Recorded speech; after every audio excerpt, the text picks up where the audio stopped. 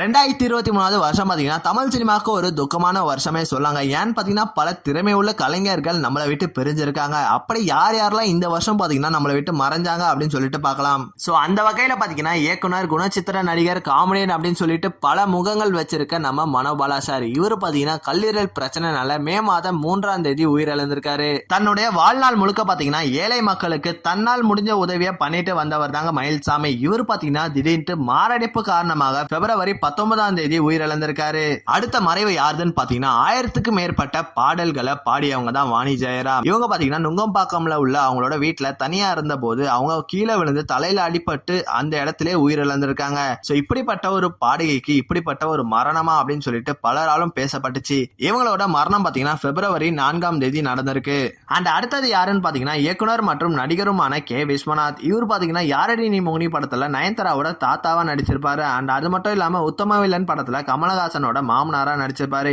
இவரு பாத்தீங்கன்னா உடல்நிலை சரியில்லாத காரணத்தினால பாத்தீங்கன்னா பிப்ரவரி 2ஆம் தேதி உயிரிழந்திருக்காரு.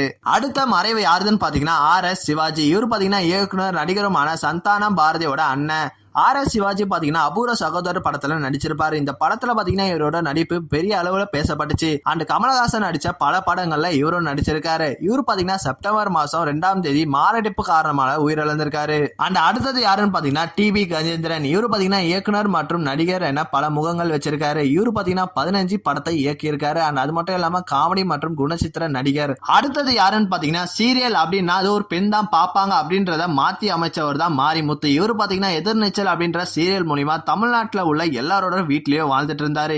இவரு பாத்தீங்கன்னா திடீர்னு மாரடைப்பு காரணமாக செப்டம்பர் 8ஆம் தேதி உயிரிழந்தாரு. இவரோட மறைவு பாத்தீங்கன்னா எல்லாருமே அவங்க வீட்டுல ஒரு மறைவாவே பார்த்தாங்க.